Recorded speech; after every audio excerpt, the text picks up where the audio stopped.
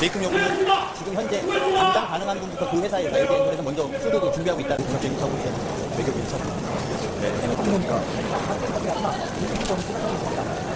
네, 여러분 안녕하십니까. 대통령 비서실장 강훈식입니다. 우리 국민 316분과 14 미국과의 업무는 끝났다고 생각할 때가 새로운 시작입니다. 트럼프 대통령이 언급한 새로운 비자를 만드는 방안을 포함해서 미국 비자 발급과 체류 자격 시스템 개선을 향후에 적극적으로 추진할 예정입니다.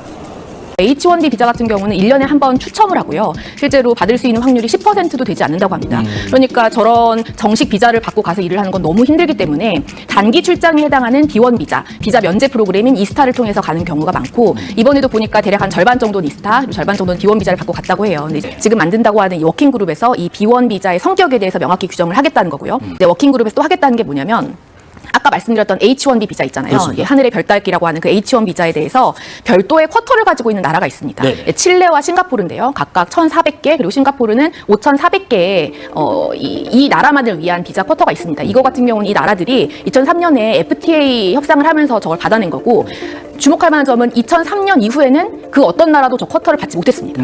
그만큼 받기가 힘들다는 거고요. 네. 그리고 또 하나 다른 방식은 뭐냐면 지금 보시는 것처럼 호주의 E3 비자가 있는데요. 네. 저 E3 비자는 H1B랑 다릅니다. 저건 이 비자 중에서 정말 말 그대로 호주민들만을 위한 별도의 비자를 만든 겁니다. 네, 저거는 의회 입법 과정을 거쳐야 되는 비자입니다. 연간 1,500명이나 들어올 수 있는 비자고 저 때 당시에 이야기를 들어보니까 네, 부시 대통령 그리고 호주의 총리가 굉장히 긴밀한 관계였고 그것 때문에 호주가 저 입법을 통과시킬 수 있도록 부시 행정부도 적극적으로 도왔다고 해요. 주목할 만한 점은 저 호주의 E3 비자 역시 유일한 사례고요. 그 이후에 저런 별도의 비자를 받은 나라가 없습니다. 얼마나 이 쿼터를 받는 게 어려운 일인지 알 수 있는데 지금 미국 의회에는 한국 동반자법이라는 게 발의가 돼 있는데요. 이 법이 뭐냐면 E4라는 새로운 비자를 만드는 겁니다. E4요? 네, E4가 호주처럼 한국인만을 위한 비자인데요. 이건 이제 15,000명, 연간 최대 15,000명의 한국인을 들어오게 할 수 있는 비자입니다. 이제는 행정부 혼자 할 수 있는 게 아니고 입법 과정을 거쳐야 하는 데다 지금 12년째 안 되고 있는 일인데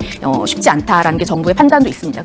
말씀드린 것처럼 우리 국민이 돌아왔다고 끝이 아닙니다. 어쩌면 이제 시작일지도 모르겠습니다. 이런 일이 발생하지 않기 위해서 지금부터 재정비하고 대비할 부분이 무엇인지, 특히 구금자가 귀국하는 날 미 상무장관이 이 관세 카드를 꺼내들면서 우리에게 어떤 식으로 압박을 한 건지 또 분석을 해보겠습니다. 워싱턴 특파원 출신 외교안보 전문가인 서강대 왕선택 대우교수와 함께합니다. 어서 오십시오. 네, 안녕하세요. 안녕하십니까?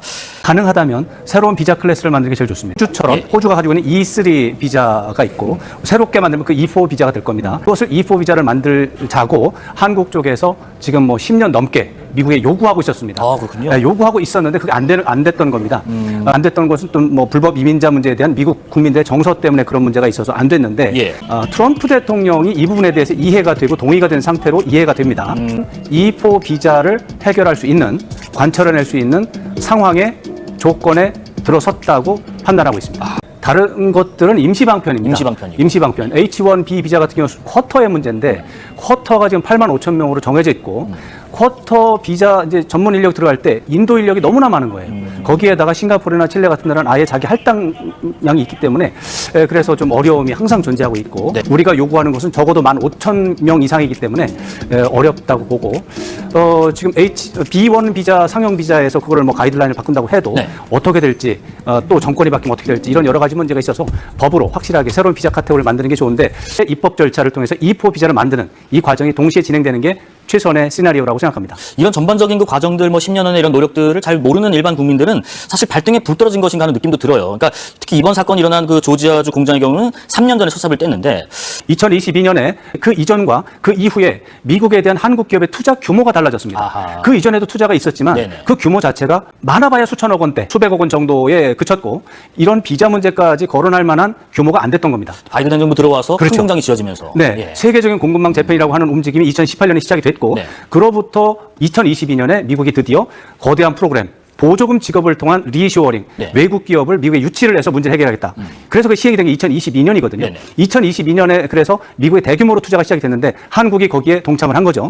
규모가 수조 원대로 늘어났습니다. 수천억 원대하고 뭐 10배, 100배가 난 겁니다. 이런 투자 규모와 특성 크게 달라졌으면 거기에 따른 비자가 이게 보완이 돼야 되는데 일치가 돼야 되는데 해소가 안 된 거죠. 그래서 비자 문제가 그때 E4 비자가 해결되는 게 가장 좋았기 때문에 꾸준히 그 문제가 제기가 됐지만 미국의 반이민 정서가 워낙에 강했기 때문에 안 돼서 편법으로 한 3년을 버텨온 겁니다. 그 편법이라고 하는 게 이제 에스타, 네네. 그 이제 임시 미국 입국 허가증이라고 볼 수 있는데 이것을 가지고 들어가서 일시적이고 또 필요한 작업을 하고 또 나오고 그것을 국토안보부가 적극적으로 단속을 하지 않고 오히려 주 정부에서는 묵인하고 도와주고 이런 것들이 관행이 돼서 지금까지 버텨왔는데 그것과 상관없는 이제 트럼프 대통령이 들어오면서 뭐 불법 이민자, 체류자를 추방을 해야 된다.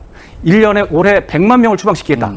지금 근데 9월이 됐는데 각종 언론을 종합해 보면 20만 명 추방에 그쳤습니다. 네네. 연말이 가기 전에 80만 명을 더 추방해야 된다라고 하는 것이 국토안보부의 스트레스입니다. 자기네들 자기를 하겠다 이겁니다. 그 바람에 이런 일이 벌어졌다고 이해할 수 있고요. 이번 기회를 통해서 해결해야 된다 이런 말씀드리겠습니다. 투자 규모가 이렇게 커진 부분. 소형차에서 대형차로 바뀌었으면 바퀴도 그만큼 바뀌어야 되는데 바로 작은 그렇습니다. 바퀴를 그냥 끌고 다니고 있어. 다 그렇고 이제 세금 문제가 이제 뭐 10배, 20배로 늘어났을 때 이제 옛날 세금을 내는 거죠. 그랬다가 나중에 이게 드러나면 다 토해내야 되잖아요. 그렇겠네요. 지금 그런 상황이 시작이 된 겁니다. 그 현대차의 호세 무뇨스 사장이 이번 구금 사태에 대한 첫 공개 발언도 내놨습니다.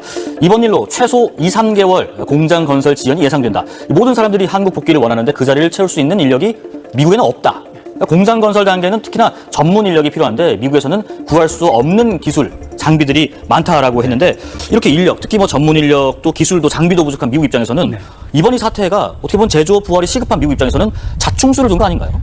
트럼프 대통령이 당선이 된 이유가 불법 체류자 문제에 대한 강력한 집행 그리고 관세를 매겨서 뭐 동맹이든 아니든 다른 나라 외국으로부터 돈을 많이 받아내겠다라고 하는 이런 것들이 상당수 미국 국민에게 지지를 받고 있는 상황입니다. 이런 상황 속에서 뭐 동맹 관계가 깨지든 뭐 하든 상관이 없고 오직 미국에서는 이제 한미 동맹이라든가 한국뿐만 아니라 다른 나라와의 동맹 관계를 걱정하는 세력은 국무부, 국방부 일부 세력일 겁니다.